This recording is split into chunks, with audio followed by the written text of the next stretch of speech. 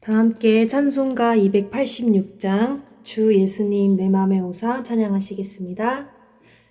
찬송가 286장 주 예수님 내 맘에 오사 함께 찬양하시겠습니다.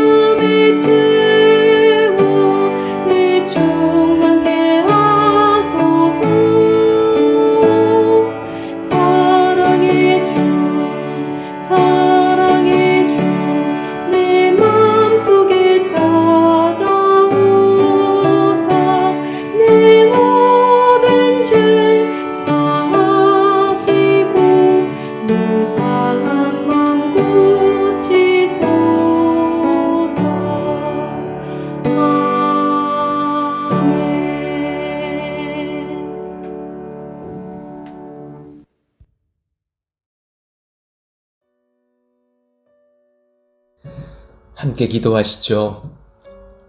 하나님, 감사합니다. 놀라우신 하나님의 은혜로 하루하루를 살며 기도하며 말씀 없이는 살 수 없는, 예수님 없이는 살 수 없는 주님 앞에 거룩한 마음을 우리에게 부어주시니 감사합니다. 하나님, 내가 참으로 죄인입니다. 하나님 없이 잘 살 수 있을 그 마음의 상태를 제가 알기에 얼마나 제가 죄인인지를 깨닫고 회개합니다.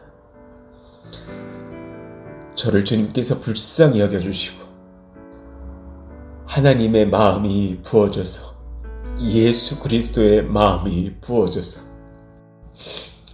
아버지를 바라고 살 수 있는 심령으로 날마다 부어주시기를 원합니다.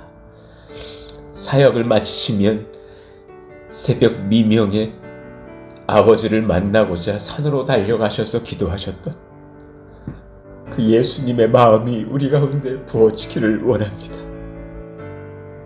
주님 없어도 너무나 목회하기 쉽고, 주님 없어도 기독교인으로 행세하기가 너무 쉬운 내 자신을 보기에 하나님의 은혜를 구합니다. 사사기 마지막 장을 묵상하면서도 하나님, 그 비참한 마음의 상태인 내 자신을 봅니다. 개척교회를 하겠다고 그렇게 주님 앞에 두 손 들고 달려왔으나 5개월쯤 지나고 나니 내 마음에도 해이한 것이 많아서 참 내 자신은 소망이 없는 자이구나 많은 것을 깨닫습니다. 주님 불쌍히 여겨주사 하나님의 은혜로 서며 말씀으로 서며 성령으로 서며 나는 죽고 내 안에 예수 그리스도로 사는 저와 우리들 모두가 되게 하여 주옵소서. 도시를 얻는 과정과 건축도 귀하고 중요하나 그 모든 과정 중에 우리의 심령이 더욱더 주님께 붙들려야 되는 것을 깨닫습니다. 하나님, 우리에겐 돈도 필요하죠. 맞습니다, 주님. 정말 10여억 원의 돈이 필요합니다. 그러나 그보다 더 필요한 것이 있으니 성령을 부어주십시오. 성령을 부어주사 주의 은혜만으로 사는 저희들 모두가 되게 하여 주옵소서. 오늘 이 새벽에 예배도 그러하기를 원하오니 임하셔서 말씀하여 주옵소서. 예수님의 이름으로 감사하며 기도하옵나이다. 아멘. 함께 암송하실 말씀은 요한일서 4장 8절입니다. 같이 읽고 암송합니다. 사랑하지 아니하는 자는 하나님을 알지 못하나니 이는 하나님은 사랑이심이라. 요한일서 4장 8절 말씀. 아멘. 오늘 우리에게 주시는 사사기의 마지막 말씀은 21장 16절에서 25절까지의 말씀입니다. 사사기 21장 16절에서 25절의 말씀 우리 같이 교독합니다. 회중의 장로들이 이르되 베냐민의 여인이 다 멸절되었으니 이제 그 남은 자들에게 어떻게 하여야 아내를 얻게 할까 하고 또 이르되 베냐민 중 도망하여 살아남은 자에게 마땅히 기업이 있어야 하리니 그리하면 이스라엘 중에 한 지파가 사라짐이 없으리라. 그러나 우리가 우리의 딸을 그들의 아내로 주지 못하리니 이는 이스라엘 자손이 맹세하여 이르기를 딸을 베냐민에게 아내로 주는 자는 저주를 받으리라 하였음이로다 하니라. 또 이르되 보라 베델 북쪽 르보나 남쪽 베델에서 세겜으로 올라가는 큰 길 동쪽 실로에 매년 여호와의 명절이 있도다 하고 베냐민 자손에게 명령하여 이르되 가서 포도원에 숨어 보다가 실로의 여자들이 춤을 추러 나오거든 너희는 포도원에 나와서 실로의 딸 중에서 각각 하나를 붙들어 가지고 자기의 아내로 삼아 베냐민 땅으로 돌아가라. 만일 그의 아버지나 형제가 와서 우리에게 시비하면 우리가 그에게 말하기를 청하건대 너희는 우리에게 은혜를 베풀어 그들을 우리에게 줄지니라. 이는 우리가 전쟁할 때에 각 사람을 위하여 그의 아내를 얻어 주지 못하였고 너희가 자의로 그들에게 준 것이 아니니 너희에게 죄가 없을 것임이니라 하겠노라 하매 베냐민 자손이 그같이 행하여 춤추는 여자들 중에서 자기들의 숫자대로 붙들어 아내로 삼아 자기 기업에 돌아가서 성읍들을 건축하고 거기에 거주하였더라. 그때에 이스라엘 자손이 그곳에서 각기 자기의 지파, 자기의 가족에게로 돌아갔으니 곧 각기 그곳에서 나와서 자기의 기업으로 돌아갔더라. 그때 이스라엘의 왕이 없으므로 사람이 각기 자기의 소견에 옳은 대로 행하였더라. 아멘. 오늘도 새벽 설교를 전하고 나서 기도를 하는데 너무 하나님께서 저를 붙들어 주시는 은혜가 커서 눈물이 엄청 쏟아지는 겁니다. 이 마지막 말씀을 다시 한번 전하는 것이 낫겠다 싶어서 다시 녹음을 하면서 하나님의 말씀 앞에 섭니다. 사사기 21장 마지막 10절 정도를 보고 있습니다. 오늘 말씀을 보면서 어제에 이어서 두 왕을 함께 섬길 수 없습니다 라는 제목으로, 어제에는 거짓된 왕을 추방하라 라는 제목이었다면 오늘은 이어서 그 부제로 영광의 왕을 영접하라 라는 제목으로 거룩한 부담감을 가지고 하나님의 말씀을 전합니다. 본질을 놓쳐버리면 귀한 형식들도 죄의 도구가 될 수 있습니다. 여러분, 형식보다 귀한 것은 본질이라는 사실을 기억하셔야 합니다.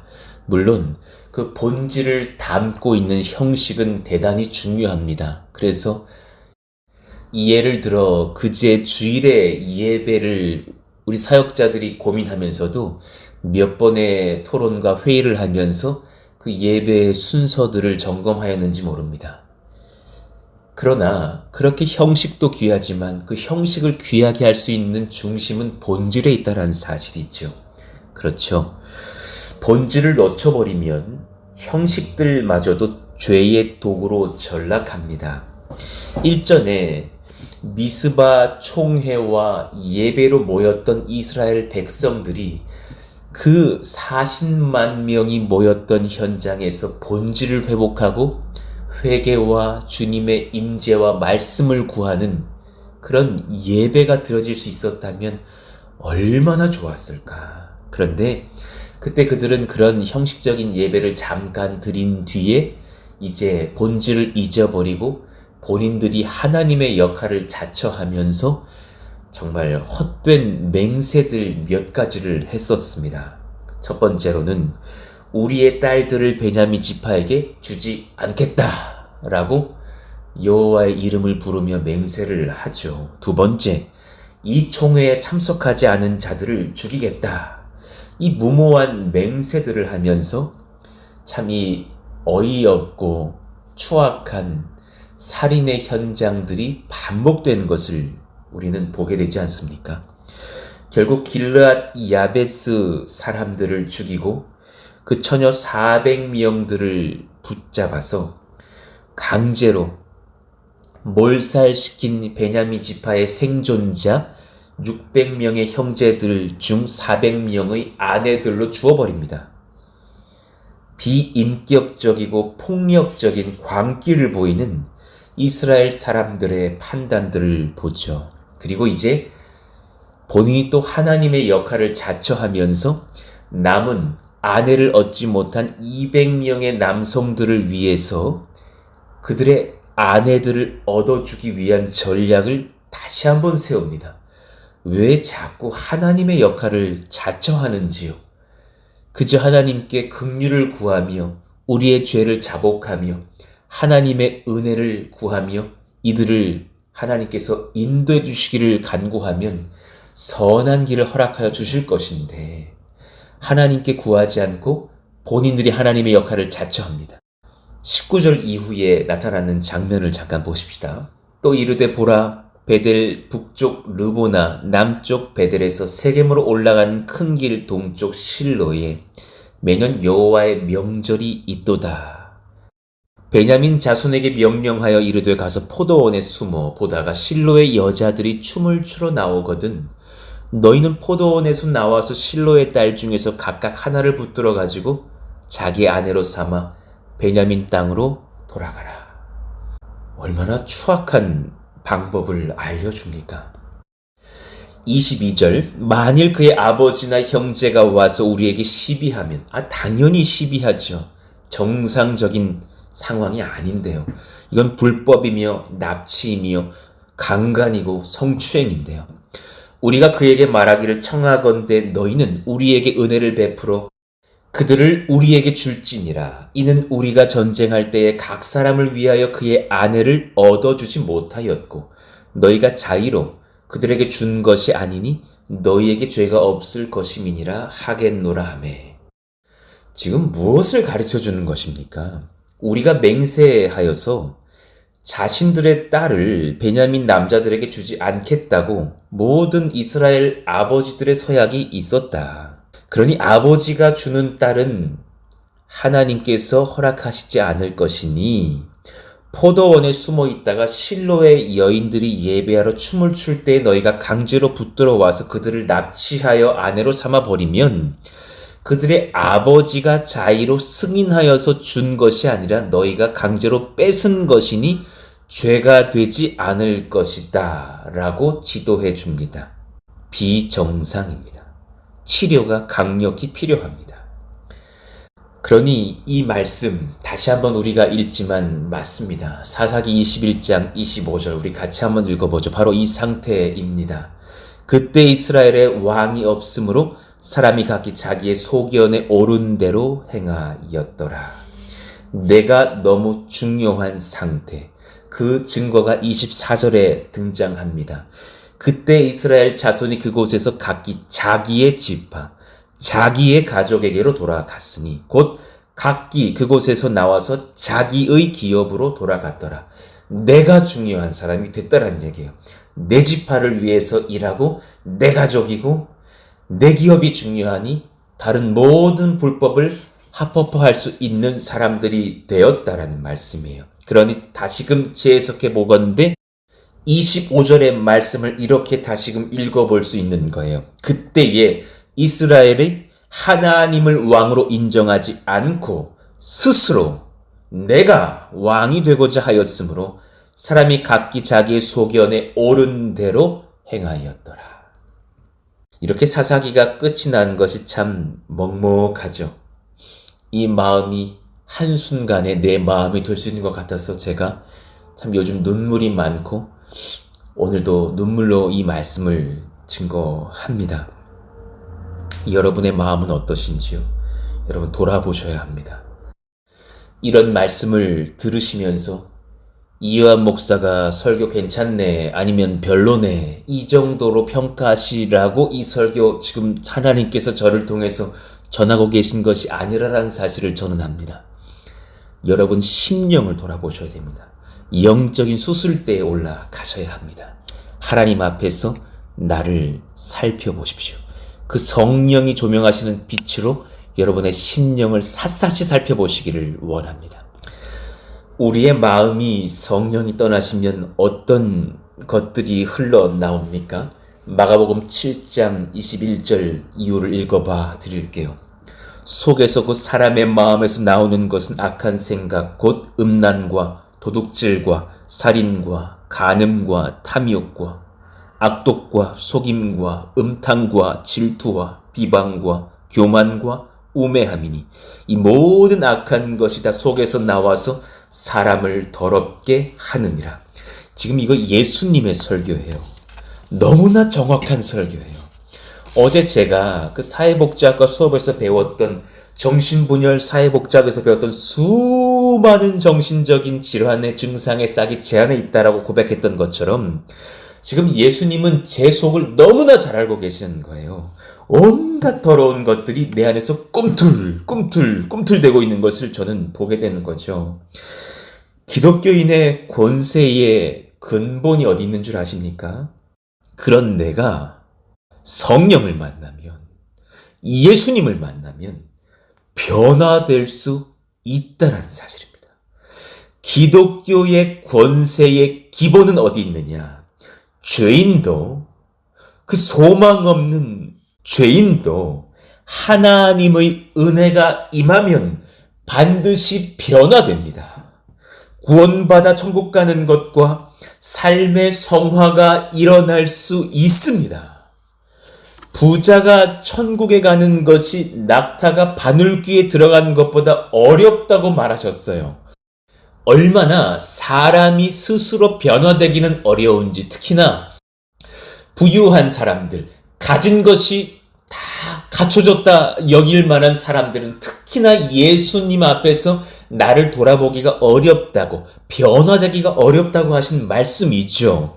우리가 그런 사람 되지 않기를 원해요. 그러나 소망은 어디에 있느냐? 그 설교 말미에 있는 마가복음 10장 27절의 말씀에 우리는 소망이 있어요.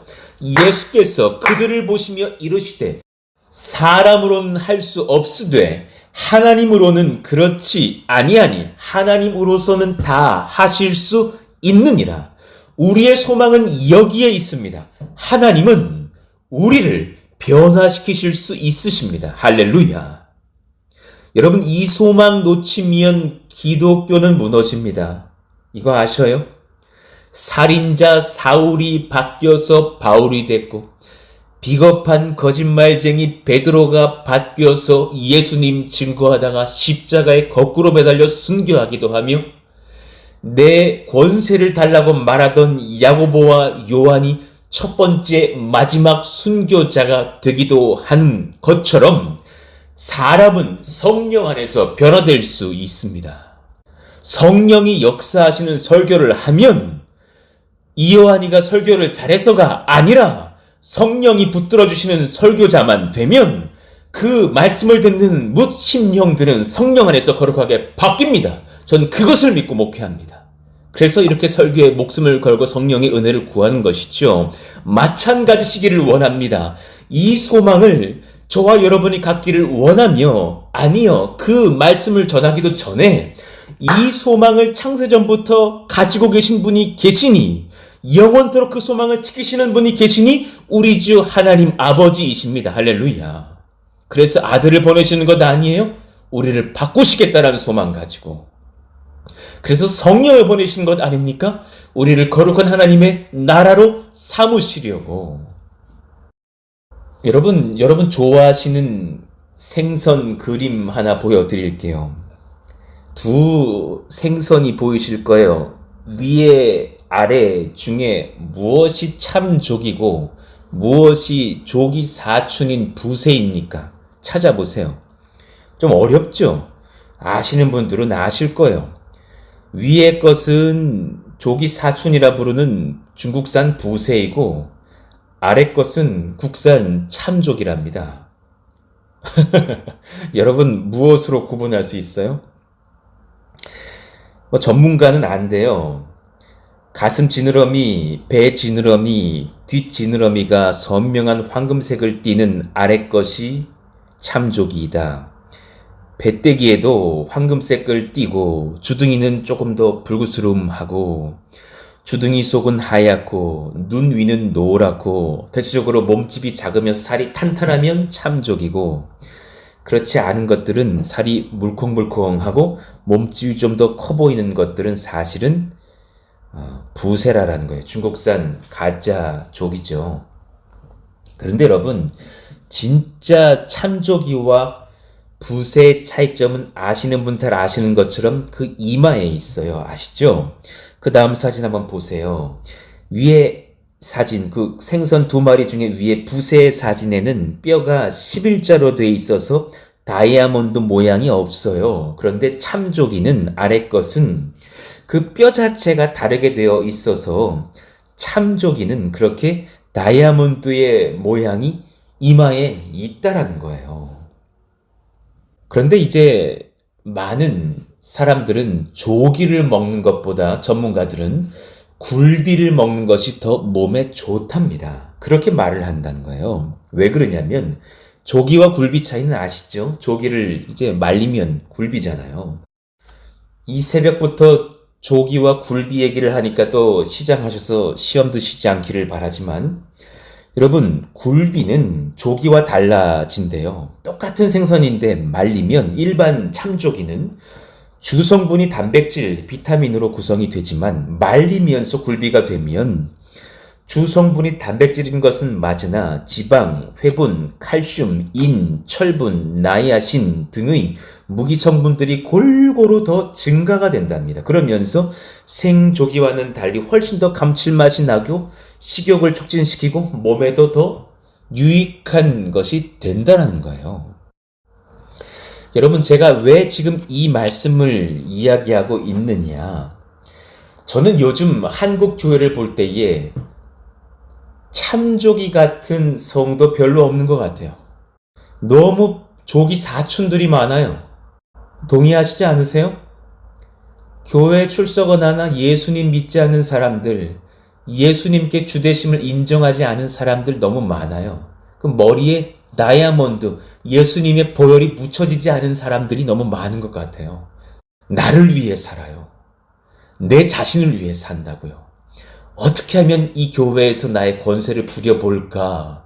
어떻게 하면 예수님 조금 더 이용하여서 나의 어떤 것들을 얻어낼까? 목사님, 우리 교구 목사님 흔들어서 내 기도 좀 더 받고 내가 복을 얻을까? 물론 그분들도 귀에서 변화되기를 바라지만 여러분, 평생에 조기 사춘으로 살다가 죽지 않으시기를 원해요. 그 이마에 예수님 보혈이 묻혀져 있는 하나님의 아들, 딸이라는 도장을 받으신 참 조기 같은 성도들 되시기를 원해요. 아멘이시죠? 그러나 여러분, 한 가지 더 설교할게요. 참 조기로 끝내지 마세요. 내 안에 버젓이 살아있는, 예수 믿는다고 말했으나 내 안에 버젓이 살아있는 나라는 또 다른 하나님을 추방하셔야 돼요. 그리고 성령을 구하시면서 내가 예수 그리스도의 십자가 아래 완전히 죽고, 나는 죽고 내 안에 예수님이 사는 인생 될 수 있는, 그래서 참조기가 말라져서 굴비가 되는 것처럼 하나님, 제가 그러한 인생 되기를 원합니다. 성령의 사람 되기를 원합니다. 한평생 사는데, 그죠?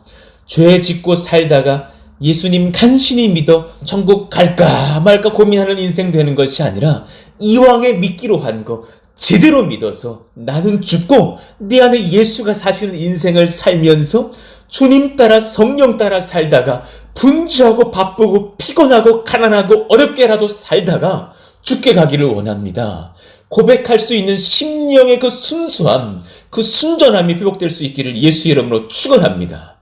우리 그렇게 삽시다. 그러려고 모인 교회 되기를 원하고, 그렇게 살면서 이 교회가 하나님 앞에 든든히 서서 많은 사람들을 주께 초대하는 거룩한 하나님의 나라 되기를 원합니다. 이러한 백성들을 세우시려고 그 소망으로 가득 차셔서 모든 것을 투자하시고 자기의 삶을 걸으셨던 분, 우리 주 하나님 아버지가 계십니다. 하나님의 형상대로 우리를 회복시키시려고 예수님을 여인의 몸을 통하여 보내시는 하나님. 마태복음 1장 21절, 아들을 낳은 이름을 예수라 하라. 구원자 우리 주 예수님, 이는 그가 자기 백성을 그들의 죄에서 구원할 자이심이라 하니라. 여러분, 누군가를 구하려고 아들 대신 잡아 죽이실 수 있으세요? 우리 그건 못하잖아요. 그건 까무러쳐도 못할 일이에요. 내가 하면 했지. 그런데 하나님은 우리에게 얼마나 큰 소망을 걸으셨는지 자신의 독생하시는 아들을 잡으셔요. 우리의 죄를 대속하시며 성령을 받아 누릴 거룩한 자녀들로 변화시키시려고 죽음의 목적을 분명하게 하시는 예수님의 자기 고백을 우리는 듣게 됩니다. 마가복음 10장 32절 이후를 보세요. 예루살렘으로 올라가는 길에 예수께서 그들 앞에 서서 가시는데 그들이 놀라고 따르는 자들은 두려워하더라. 예수님의 비장한 각오의 마음 상태를 느낀 거죠. 이에 다시 12 제자를 데리시고 자기가 당할 일을 말씀하여 이르시되, 보라, 우리가 예루살렘에 올라가노니 인자가 대제사장들과 서기관들에게 넘겨지매 그들이 죽이기로 결의하고 이방인들에게 넘겨주겠고, 사실 우리가 그렇게 하고 있는 거잖아요. 그들은 능욕하며 침뱉으며 채찍질하고 죽일 것이나 그는, 나 예수는 3일 만에 살아나리라. 이 말씀을 믿는 너희들 또한 다시금 죽고 부활하여져서 성령의 사람이 될 수 있을 것이라. 할렐루야. 여러분, 그 복음의 소망을 거셔야 됩니다. 한 영혼이 엄청나게 변화될 수 있습니다.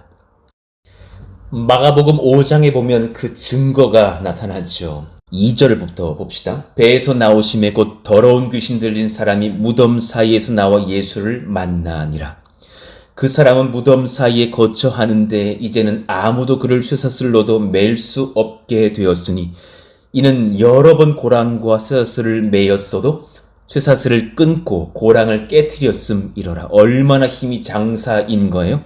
그리하여 아무도 그를 제어할 힘이 없는지라. 사람들은 선포했겠죠. 저 사람을 우리가 바꿀 수 없다. 저 사람은 포기해야 한다.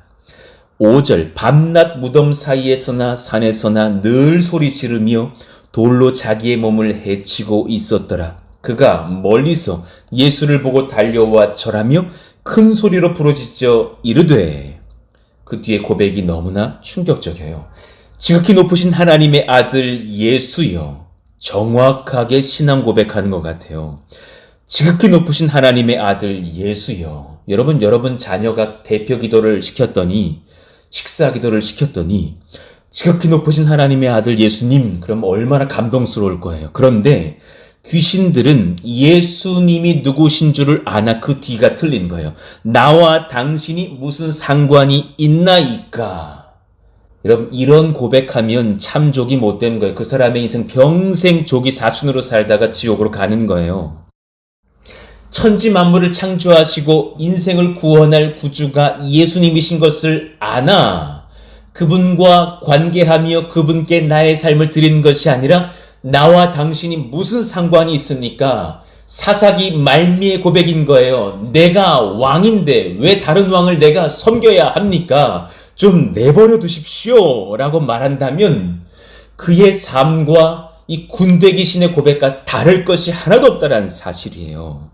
그때 주님께서 뭐라 말하십니까? 그에게 이르시기를 8절 더러운 귀신아 그 사람에게서 나오라. 하나님이 우리에게 말하십니다. 더러운 귀신아 하나님과 우리가 상관없다 말하게 하는 영아 떠나갈지어다. 그때 그 더러운 군대 귀신들이 나오면서 돼지떼에게 들어가 몰사하지 않습니까?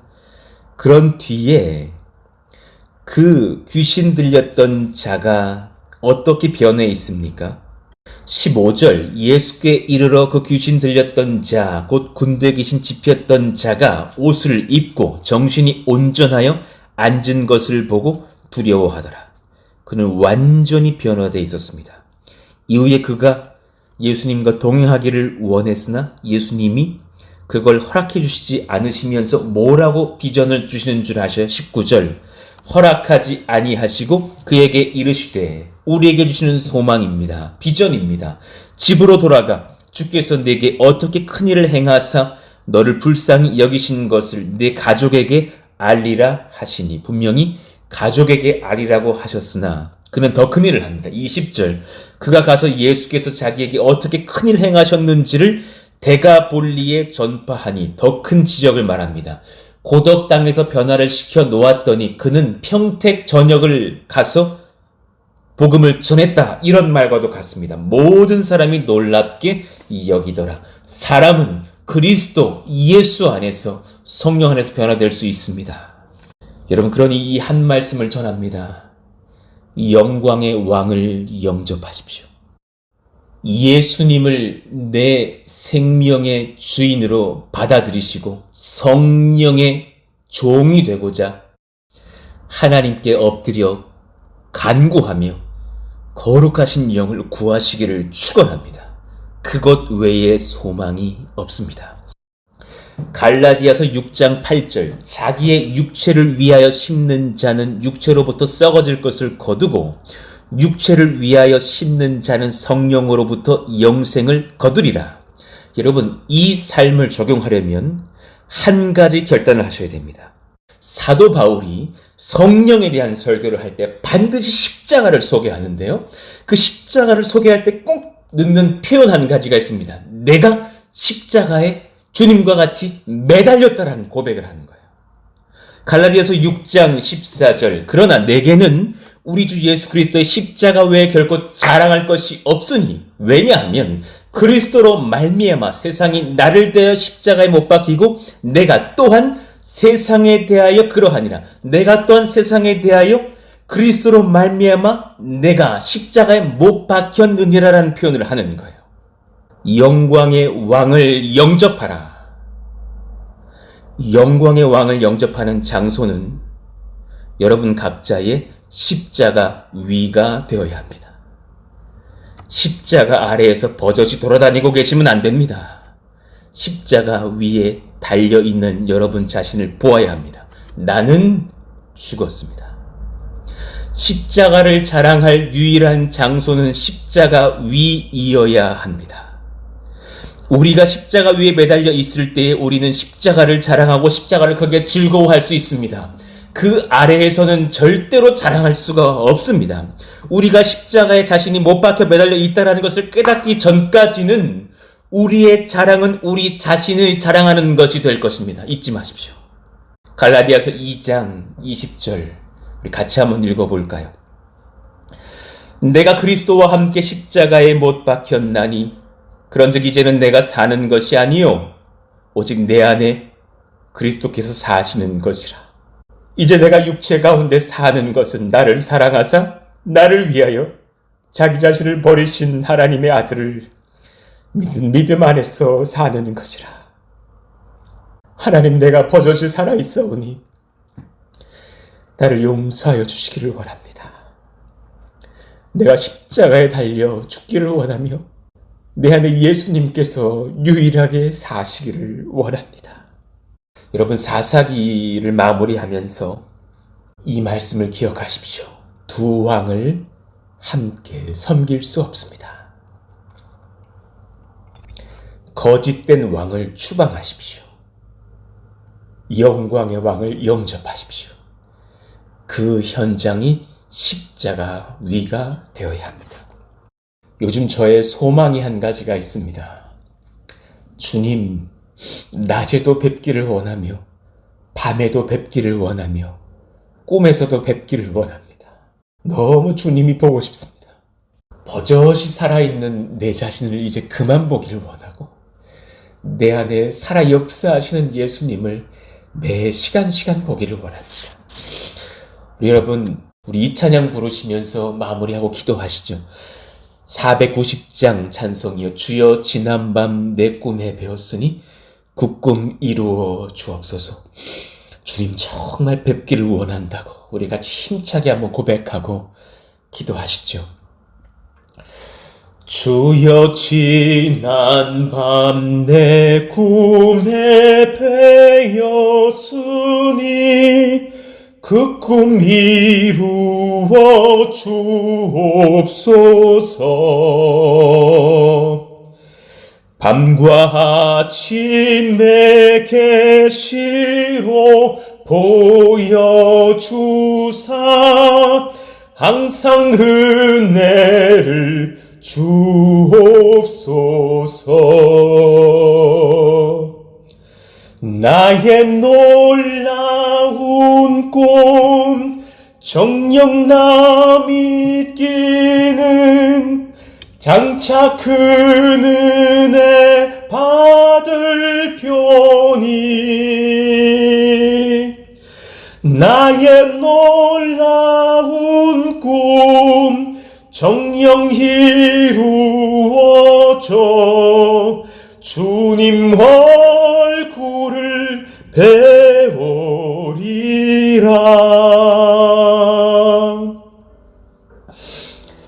주님 뵙기를 원합니다. 영광의 왕을 모시기를 원합니다.